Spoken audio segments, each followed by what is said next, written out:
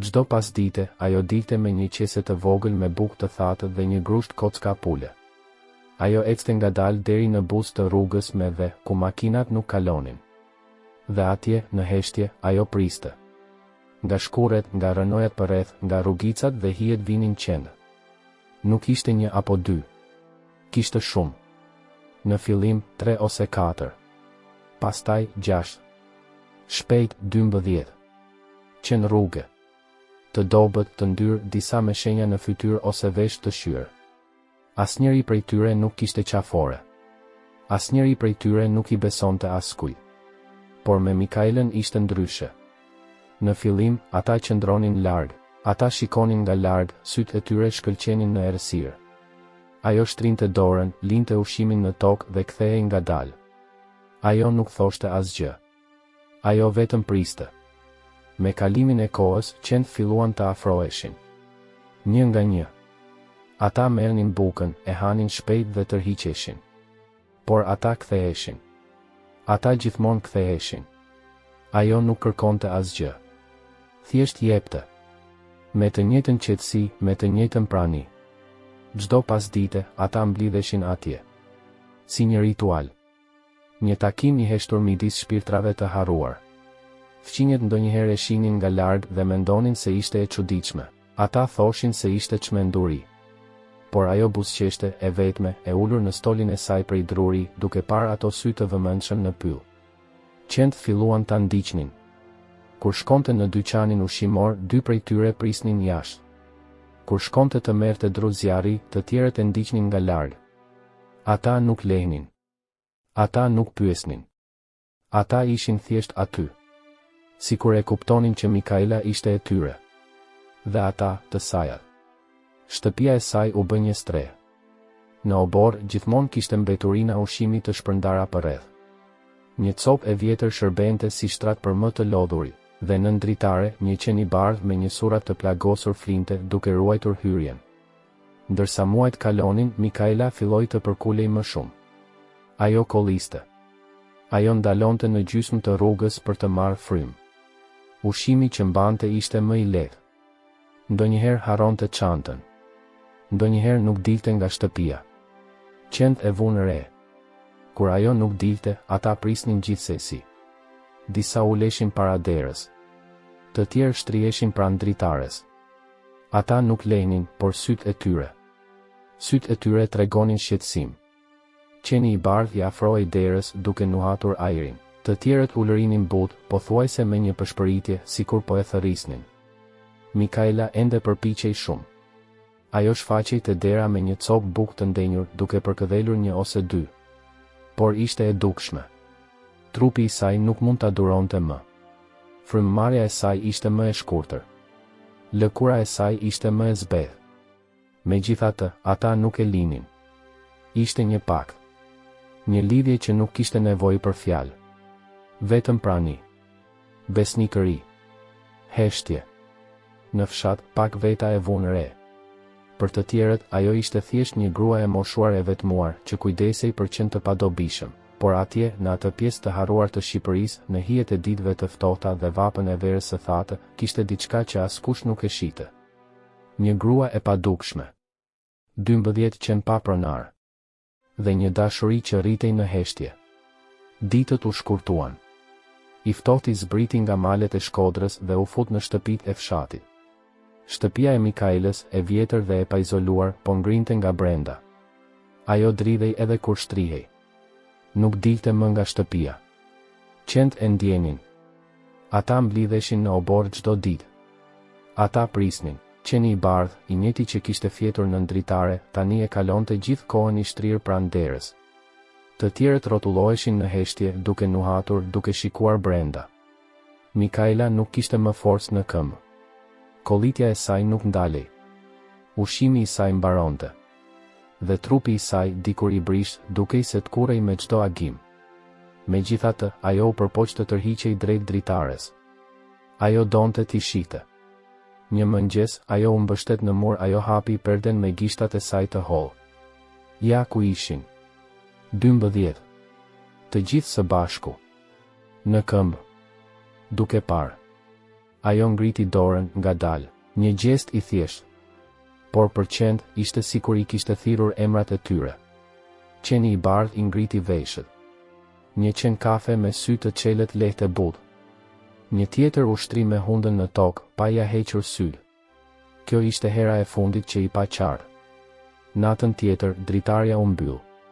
Në obor, pritja u shndërrua në një heshtje të rëndë. Qend nuk luanin më. Ata nuk vraponin. Ata thjesht rinin ulur. Ata shtriheshin. Disa gjëmonin butësisht. Të tjerë e kruanin derën me kujdes. Sikur po pyesnin. Apo po pyesnin. Njëri prej tyre, i zi me njolla në putrat e tij, u lërinte. Një tingull i ulët. I shkurtër, i dhimbshëm. Sikur e dinte. Brenda shtëpisë, Mikaela mezi merrte frym. Sytë e saj gjysmë të mbyllur. Dora e saj ra mbi batanie. Vetëm. E dobët. Por me imazhin e tyre të gdhendur në mendje. Frymëmarrja e saj u ndal plotësisht kur dielli nuk kishte lindur ende. Asnjë fjalë. Asnjë lodh. Vetëm heshtje. Mëngjesin tjetër, qend ishin aty. Ulur në të njëjtin vend. Një nga një, ata nuhatën ajrin. Mungesa ishte e ndryshme. Më intensive. Më përfundimtare. Qeni i bardh, më i vjetri, u shtri pranë derës. Dhe nuk lëvizi më atë ditë. Ishte një tregtar që e humbi.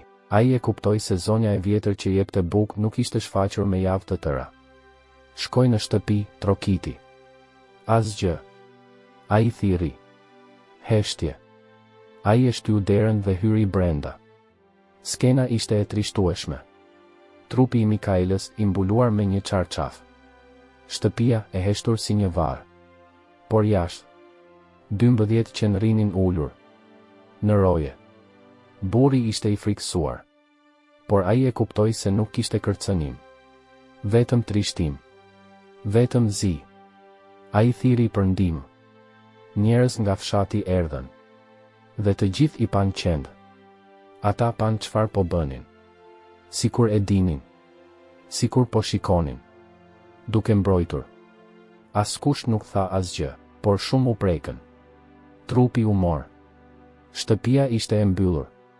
Por qend ishin ende aty. Te porta. Në obor. Duke pritur diçka që nuk do të kthehej kurrë. Ishte fundi i Mikaelës. Dhe fillimi i diçkaje që askush nuk e ka kuptuar ende. Trupi i Mikaelës u gjet 2 ditë më vonë. Një fqinj vuri re se ajo mungonte në treg. Shkoi në shtëpi, trokiti, thiri heshtje. Dera ishte pak e hapur. Qend, të mbledhur në obor, nuk linin askënd t'u afrohej. Vetëm kur një burr i njohur në fshat mbërriti me qetësi, qend u tërhoqën. Ulën veshët. Disa u lëritën, të tjerë u shtrin të rënd, sikur të dinin se çfarë do të ndodhte. Brenda, Mikaela ishte shtrirë në shtratin e saj, e mbuluar me të njëjtën batanie të hollë që kishte përdorur gjatë ditëve të fundit. Fytyra e saj ishte e qetë. Sytë e saj ishin të mbyllur. Trupi i saj ishte tashmë i ftohtë. Lajmi u përhap shpejt. Por nuk shkaktoi trazira. Disa tundën kokën dhe than ishte e pritshme. Të tjerë thjesht ngritën supet. Askush nuk qau. Askush nuk tha se do t'i mungonte. Vazhdim ishte planifikuar për të nesërmen. E thjesht. Një dhomë e vogël e bashkangjitur me kishën e fshatit. Një arkivol modest i bërë nga dru i lehtë. Lule të mbledhura me nxitim. Asgjë tjetër. Në kohën e caktuar, dhoma ishte pothuajse bosh. Vetëm Hoxha, njeriu përgjegjës për lutjet, dhe 2 të rinj nga shtëpia e varrimit. Asnjë qiri nuk ishte ndezur përtej atyre të nevojshëm. Asnjë zë përveç lutjeve që recitoheshin. Jashtë, qend. Të 12. Të rreshtuar nën hijen e një fiku. Ata nuk lëvizën. Ata nuk lehen. Sytë e tyre u ngulën në derën e faltores. Sikur të dinin se çfarë po ndodhte brenda. Hoxha hodhi një vështrim në stolat e zbrazta. Asnjë i afërm. Asnjë fqinj, asnjë shpirt që donte të thoshte lamtu mirë. Vetmia e Mikaelës tani e hapur. E vetme në jetë, e vetme në vdekje. Jashtë, era frynte fort. Dhe njëri nga qend, ai I ziu me sytë e fundosur, lëshoi një ulërim. E ullët, e trishtuar, e zgjatur. Të tjerët ndoqën. Një nga një. Një këngë vajtimi që dukej se vinte nga thellësitë e qenies së tyre. Burrat nga shtëpia e varrimit shikuan njëri tjetrin. Hoxha ndaloi së luturi për një çast. Zhurma vinte nga jashtë, por dukej sikur mbushte të gjithë dhomën. Ishte sikur shpirti I Mikaelës po thirrej, po nderohej. Jo nga njerëzit, por nga zemrat besnike dhe të leshuara. Njerëzit që kalonin në rrugë e dëgjuan. Disa hodhën një vështrim anash. Të tjerë shpejtuan hapin. Një ose dy bën shenjën e kryqit. Por askush nuk hyri. Turpi ishte në ajër. Fshati, I cili gjithmonë e kishte injoruar Mikaelën, tani bëri sikur nuk shite çfarë po ndodhte. Ishte më e lehtë në atë mënyrë. Qend qëndruan aty deri në fund të ceremonisë. Kur arkivoli u mbyll, të gjithë u ngritën në këmbë në të njëjtën kohë. Sikur ta kishin provuar. Ata formuan një rreth të dera e faltores. Ata nuk lanë askënd të kalonte. Dy djemtë duhej të largoheshin nga mbrapa. Fshati, I heshtur, filloi të kuptonte çfarë po ndodhte. Por ishte tepër vonë. Qend e dinin vlerën e Mikaelës. Fshati jo.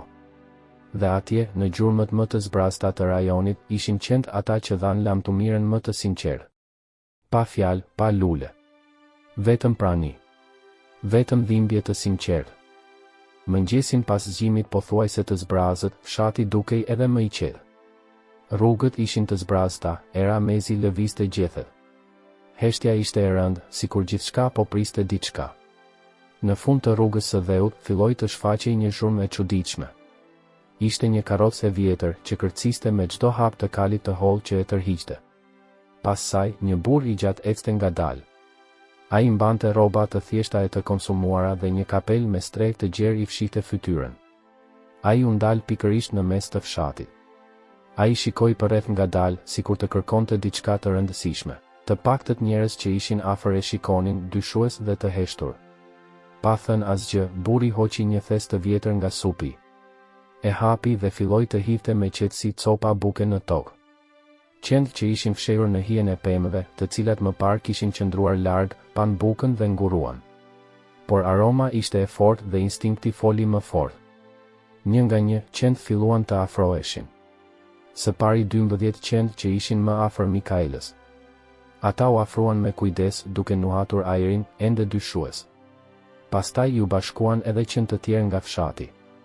Gjithsej ishin rreth 20, ndoshta 30, qend të dobët me lëkurë të ashpër dhe sy vigjilent që rrallë u afroheshin njerëzve. Pastaj burri filloi të këndonte një këngë të thjeshtë. Zëri I tij ishte I ulët, pothuajse një përshpëritje, por melodia dukej e lashtë, sikur të kishte lindur bashkë me ato male që rrethonin fshatin. Askush në fshat nuk e dinte atë këngë, por kishte një fuqi të çuditshme. Një nga një, qend filluan të përgjigjen. Jo me leje të forta, por me tinguj të ulët, pothuajse një ulërim të përmbajtur që përzihej me zërin e burrit. Pak nga pak, kënga e burrit dhe ulërimat e qenve u bën një kor, një tingull plot forcë dhe emocion. Njerëzit filluan të dilnin nga shtëpitë e tyre, ngadalë, të tërhequr nga tingulli. Fëmijët që më parë kishin pasur frikë nga qend tani afroheshin me kuriozitet. Disa ishin ende të turpshëm, të tjerë me një buzëqeshje të vogël, duke dashur të kuptonin se çfarë po ndodhte. Të rriturit ndaluan për të dëgjuar. Ata qëndruan të heshtur, duke ndjer peshën e asaj muzike dhe të atyre ulërimave. Ishte sikur, në atë moment, gjithçka ndryshoi. Burri ndaloi së kënduari për një moment dhe shikoi të gjithë fshatin. Ai hoqi kapelen dhe buzëqeshi, duke treguar një fytyrë të shënuar nga koha dhe puna e palodhur. Pastaj foli, me një zë të vendosur, në mënyrë që të gjithë ta dëgjonin, këta që nuk janë vetëm kafsh. Ata janë sytë dhe zemra e këtij fshati. Ata ruajnë atë që keni harruar. Askush nuk u përgjigj. Ata vetëm dëgjuan dhe vazhduan të mendonin. Ai këndoi përsëri dhe qend ju përgjigjen duke lejur but, sikur të kuptonin çdo fjalë. Tingulli mbushi ajrin, kaloi nëpër shtëpi dhe arriti në male, duke mbajtur me vete një ndjenjë të vjetër, të harruar. Atë ditë, I gjithë fshati ndjeu diçka të ndryshme. Një ndjenjë respekti, kujdesi, kujtese të gjallë. Historia e Mikaelës dhe qenve të saj fitoi një zë të ri. Njerëzit e kuptuan se fshati nuk kishte qenë kur kaq i zbrazët. Vetmia e Mikaelës ishte e mbushur me dashurinë e atyre që ajo i donte, edhe nëse ishin vetëm qenë endacar. Dhe kështu, në atë moment, fshati filloi të shërohej. Pas ditës së varrimit, historia e asaj që kishte ndodhur në fshat u përhap shpejt. Lajmi për qend që ulërinin në Vareza u përhap në çdo shtëpi dhe madje arriti edhe në fshatrat fqinje. Ishte një ngjarje që askush nuk e priste dhe që preku zemrat e njerëzve. Më parë, Mikaela ishte thjesht ajo grua e moshuar dhe e vetmuar që jetonte në shtëpinë e thjesht në periferi të fshatit. Askush nuk e vizitonte, askush nuk e mbante mend. Tani, ajo ishte bërë një figurë e rëndësishme, pothuajse një legjendë e gjallë. Njerëzit filluan ta quanin gruaja qen, sepse ishte dashuria për qen që tregonte se kush ishte ajo në të vërtetë. Ndjenja në fshat ndryshoi. Doli në pa një përzierje turpi dhe respekti. Turp që e kishin lënë Mikaelën vetëm, pa dashuri. Respekt për të, e cila kishte treguar dashuri më të madhe se kushdo tjetër atje. Shumë filluan të pyesnin veten se çfarë mund të bënin ndryshe që nga ajo kohë. 12 qend që shoqëruan Mikaelën deri në momentin e saj të fundit u bën simbole të gjalla të atij ndryshimi. Ata nuk shiheshin më si kafshë të ndyra ose të rrezikshme. Tani ata ishin të mbrojtur dhe të kujdesur. Pak nga pak, fshati filloi t'i ushqente qend. Disa banorë vendosën tasa me ujë dhe ushqim pranë shtëpive të tyre. Të tjerë u përpoqën të gjenin shtëpi për ta. Fëmijët, të cilët më parë vraponin kur shihnin qend në rrugë, tani i shikonin me kuriozitet dhe madje edhe dashuri. Disa u afroheshin atyre për t'i përkëdhelur, të tjerë mësonin nga prindërit e tyre të respektonin kafshët. Respekti për qend u rrit. Ata u bën pjesë e fshatit, jo më të përjashtuar. Ky ndryshim ishte një reflektim i mësimit të lënë nga Mikaela. Një shembull se dashuria mund të lindë në vendet më të papritura.